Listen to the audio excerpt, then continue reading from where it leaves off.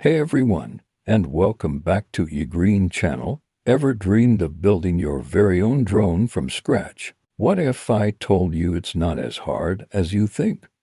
With just a few simple parts, you can build something amazing, just like this. That's right.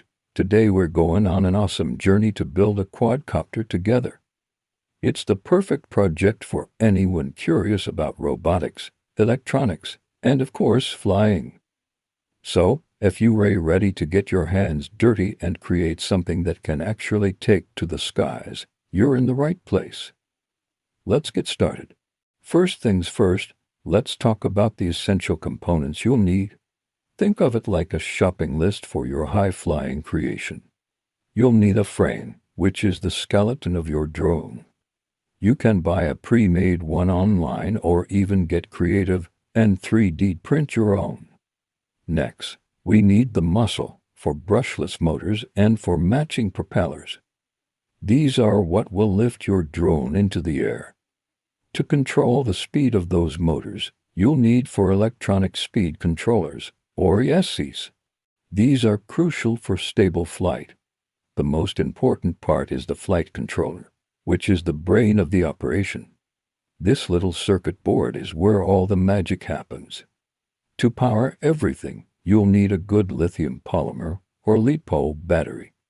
And finally, to actually fly your drone, you'll need a radio transmitter that has your remote control and a matching receiver that you'll install on the drone. I've put links to some recommended parts in the description below to make it easier for you. All right, now for the fun part, assembly. Let's start with the frame. If you bought a kit, it's usually just a matter of screwing a few pieces together. We're aiming for a sturdy X or plus shape. Once the frame is solid, it's time to mount the motors. Grab your 4 motors and attach one to the end of each arm. Make sure they are screwed in tightly. You don't want a motor flying off midair. A little thread locker can be a good idea here for extra security. Next, take your propellers and place them on the motor shafts, but don't tighten them just yet. We'll do that at the very end as a safety precaution. One important detail, you'll have to clockwise and to counterclockwise propellers. They need to be installed in a specific pattern, which we'll cover in a bit. For now, just make sure you can tell them apart. With the motors in place, it's time to wire them up to their electronic speed controllers. Each motor has 3 wires. You'll connect these to the 3 corresponding wires on an ESC. The order doesn't matter right now. We can fix it later in the software if a motor spins the wrong way. Once you've connected all 4 motors to their ESCs, secure the ESCs to the drone's arms using zip ties or electrical tape.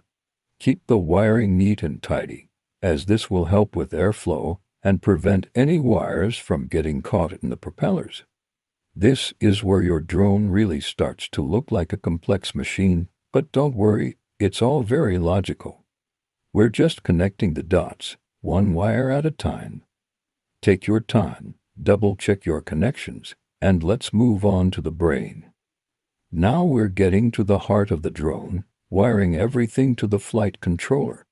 This board is the central hub where all the components communicate. First, you'll connect the signal wires from your 4 ESCs to the motor output pins on the flight controller.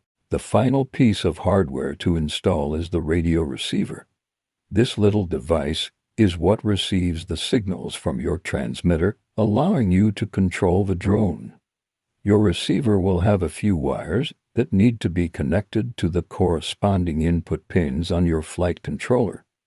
This is usually a simple plug-and-play connection, but check both your receiver and flight controller manuals to make sure you're using the right protocol, like SBUS or PPM. Find a good spot on the frame to mount the receiver, away from any sources of electrical interference. The antenna placement is also important for getting a good signal. Try to position the antennas at a 90-degree angle to each other, like a V shape, and keep them away from carbon fiber and metal parts as much as possible. With the receiver connected, our build is physically complete. Now that our drone is assembled, it's time to bring it to life with software. We need to flash firmware onto the flight controller. The most popular choice for beginners and pros alike is Betaflight. It's a powerful, open-source firmware that's highly configurable. Go to the Betaflight website, download the configurator tool, and connect your flight controller to your computer via USB. The software will guide you through flashing the latest firmware. Once that's done, the real setup begins. The first thing you'll do in the Betaflight configurator is calibrate the accelerometer. This involves placing the drone on a perfectly level surface so it knows its orientation. Next, you'll configure your receiver settings to make sure it's communicating correctly with the flight controller.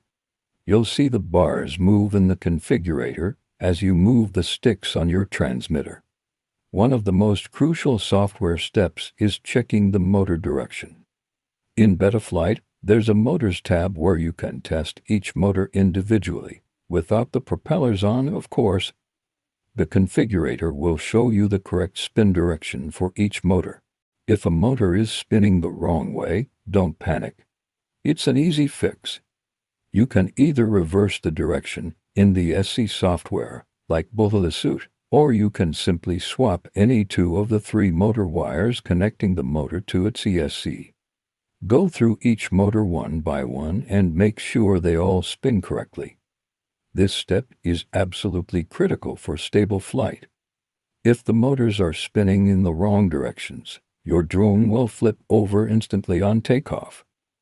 So, take your time here and get it right. Once all motors are spinning correctly, we're almost ready to fly. It's time for the moment of truth, the test flight. But safety first, always. From the very first test should be done with the propellers removed.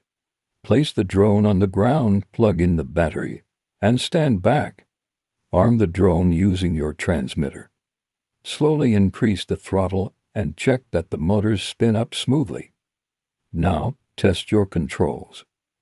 As you move the pitch stick forward, the rear motors should spin faster. When you move the roll stick right, the left motors should spin faster. And for yaw, the motors will spin up diagonally. This confirms that your controls are working as expected. If everything looks good, you can unplug the battery. Now, and only now, is it time to attach the propellers.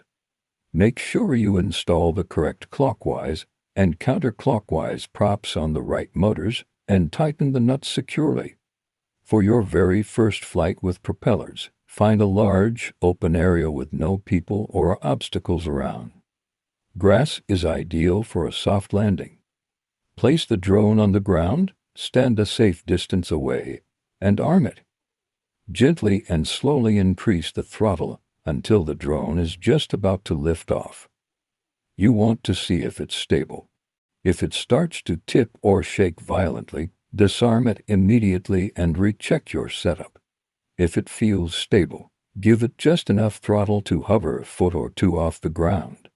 Try to keep it steady. Practice gentle movements, a little bit of pitch, a little bit of roll.